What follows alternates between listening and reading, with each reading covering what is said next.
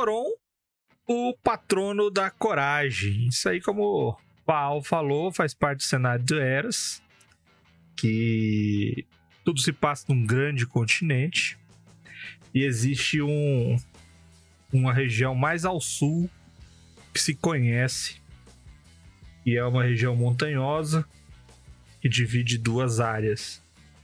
A área para oeste é uma grande cidade, bem poderosa, uma cidade-estado, chamada Tirantir. E a leste, existe Tirantir. E a oeste, a uns 40 km, 30 km, existe uma cidadezinha pequenininha e é chamada de Thoron. Essa cidade, na verdade, ela não tinha nome e ela se chama Thoron por causa de um cara. E aí é que vem toda essa construção. Acontece que essa cidadezinha, na verdade, era só uma vila de pescadores que ficava ali perto dessa cidade grande, numa área onde ficava mais fácil de sair com os barcos para pescar, porque a região tem águas muito revoltas. E essa vila ficava numa espécie de baía que protegia das fortes ondas, então ficava mais fácil. Só que a cidade era constantemente atacada, porque todo mundo que ia fazer pirataria não conseguia chegar em Tirantir, ia para aquela vila. Todo mundo que roubava os barcos, não tinha para onde ir, ia para essa vila. Todo mundo que ia assaltar as comitivas de comércio, assaltava e ia parar nessa vila. E a galera lá já sofria bastante com esse tipo de situação. Então eles já eram mais medrosos, mais acuados e ficavam sempre recolhidos naquele cantinho. A vila nunca prosperava. E isso foi indo até que um certo dia, numa época mais selvagem, numa época mais antiga, onde os dragões eram abundantes, um grande dragão resolveu aparecer. E sabe que dragão gosta de duas coisas. Dragão vermelho. O dragão vermelho gosta de ouro e o dragão vermelho gosta de tocar o terror na galera. E o que esse dragão vermelho resolveu fazer? Tacar o terror na galera.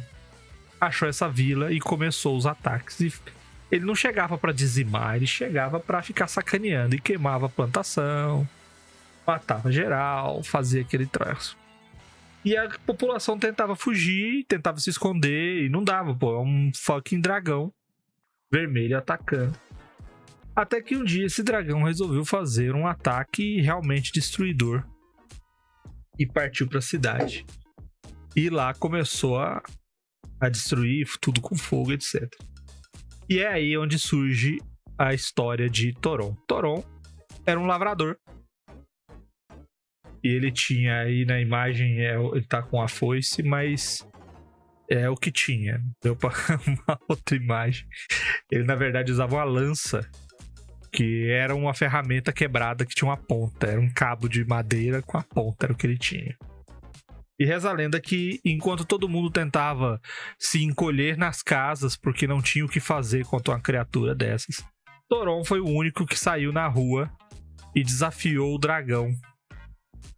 E o dragão, vendo aquilo, chegou a... Ué, como assim que o cara tá me desafiando? E o ato de Thoron foi o suficiente pro dragão parar por alguns instantes de atacar a vila. E todos os moradores conseguiram, a partir daí, escapar. Dragão e Thoron devem ter conversado. Ele deve ter tentado assustar Thoron, fazer aquilo que um dragão gosta de fazer, né? Tipo o Smaug com o Bilbo. Ele tenta ficar conversando, tenta ficar atiçando. Mas o que o povo conta é que Thoron, com esse cabo de madeira, desafiou o dragão, que sem, né, de tamanha surpresa, ficou sem saber o que fazer. E Thoron viu uma brecha para atacar o dragão. E ele conseguiu impedir que o dragão destruísse a cidade por horas. Tem histórias que falam que foi por dias que Dragão caçou Toron e não conseguiu encontrá-lo. Enfim, depois de tanta penúria, o dragão matou Toron, que teve a coragem de enfrentar um dragão vermelho ancião usando um cabo de enxada quebrado e conseguiu salvar a sua vila, sobrevivendo dias de combate e perseguição. A partir daí, a vila voltou a ser habitada e se reconstruiu, logicamente. E as histórias sobre Toron se espalharam. Elas começaram a rodar a região, que passou a falar que Toron inspirou a sua população a ponto da coragem ser uma das características mais marcantes dessa vila. E essa coragem, essas histórias e esses feitos começaram a ser espalhados de maneira que os bandidos, os ladrões, os piratas já não iam para a cidade e evitavam a região, porque o povo de lá era bravo. Pessoas iam até lá porque de toda aquela estrada muito perigosa até Tirantir, Toron era o lugar mais seguro. Toron era o cara que inspirava. Formou-se uma guarda na vila para auxiliar os viajantes em nome de Toron, que era a guarda de Toron. A partir daí, visionários começaram, depois de décadas, visionários começaram a se sentir inspirados por Toron e pregar a coragem. Cultos populares começaram a ser feitos em homenagem a Toron. Toron começou a ser seguido como um santo. Toron começou a fazer milagres. Toron começou a ter fiéis. E no cenário, Toron foi o primeiro ser humano a alcançar o status de divindade. Ele é uma divindade menor, movida pela fé da população. E aí sim passou a inspirar clérigos. E aí sim passou a inspirar sacerdotes. E aí sim se tornou patrono da coragem. Detalhe, no cenário de Eras, a única divindade menor capaz de ter paladinos é Toron. Por quê? Porque ele é uma pessoa pequena que conseguiu enfrentar um dragão. Então, para Toron é possível ele ter um paladino que defenda a sua não é a religião que eu quero falar, é a sua ideologia, não, a sua vontade, a sua força, a sua patronice, vamos falar assim. E aí, a vila cresceu, se tornou uma cidade de tamanho mediano, onde a sede da religião é lá, e hoje, no cenário atual, onde as pessoas jogam, ela é uma referência de segurança, ela é uma referência de poder militar. Porque não é um militar, existe uma regência, não, ela é uma cidade guiada pelos clérigos, ou seja, é uma teocracia que funciona nessa cidade-estado, e ela basicamente serve para proteger essa região desses bandidos que antes atacavam a cidade grande e todas as vilas do lado. Toron se tornou não só um herói pelo que ele fez, como ele se tornou um mártir pelo que ele fez, e se tornou uma lenda, e progrediu, virando uma religião, virando uma divindade, e hoje um pedaço do cenário dedica a fé que eles têm para essa entidade.